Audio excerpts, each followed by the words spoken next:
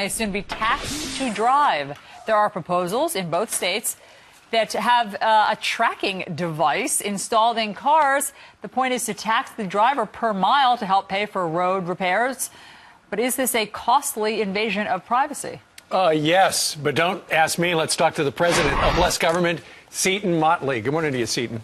Good morning, sir. How are you? I'm doing fine. Yeah, this is exactly what we all want. We want to have a GPS so that the government can know how far we've driven, so that they can tax us a dime a mile or something like that. And this is a gigantic invasion of privacy, isn't it? Well, yes. I mean, California is the state that wanted to put a meter in your home that was monitored by the state. And if you use too much heat or too much air conditioning, they could shut it off remotely from Sacramento. Oh, good. So, you know, would you be driving down the highway at 60 miles an hour and then all of a sudden your car shut off because you've reached your maximum mileage quota? Well, yes, see, this is... let me tell you their side of the story, and they say that this is all about fairness. Why should somebody who drives 1 mile per week have to pay the same? Here's their statement. It really is an issue of fairness. If you're charged by the mile, everybody contributes something towards that system. Then here is the Metro Transportation Committee in San Francisco. We're not interested in where they go. We're only interested in the amount they travel. So what about fairness? If you're not much of a driver, why should you have to pay the same? Because, well, look, Bill Gates gets one vote, so do I. Why does he pay more taxes than I do?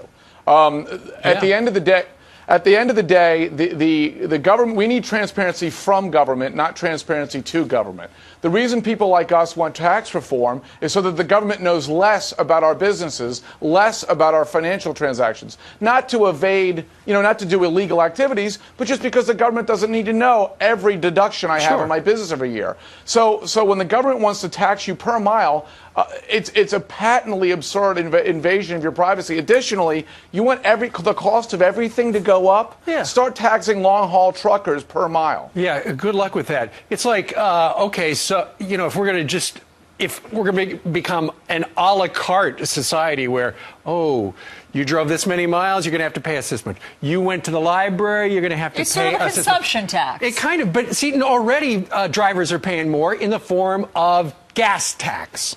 Yeah, well, yes, and the argument they make, the other argument they make is, well, we've had better fuel mileage, so we're getting less in taxes. Two things. One, we have better fuel mileage, because it would have happened anyway, but it's happened at the point of a government gun.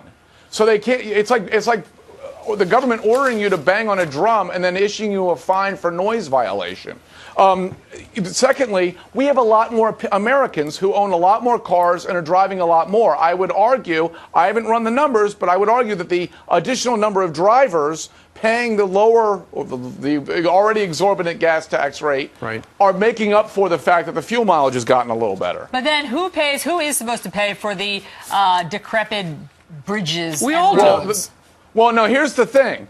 We already pay plenty of money. The problem is the government spends it terribly. We always operate from this assumption that the government's spending every penny wisely and all it needs is more money. Let's first, rather than looking for new revenue streams, let's examine the government and see where we can cut waste, fraud, abuse, and just stupid programs.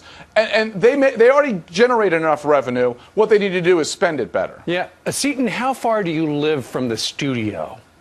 I drove it's about 11, 12 miles each way. Okay, I want you to send $1.20 to the D.C. government, okay? Just to be square. Well, wait a minute. If it weren't Sunday, I'd be paying $4 an hour to park at the meter. Yeah, that's you're exactly right. right. Actually, just send it to Steve. That's what he's hoping for. This is a tax on having a job. Well put. Seton Motley, thanks so much for coming in. We appreciate it.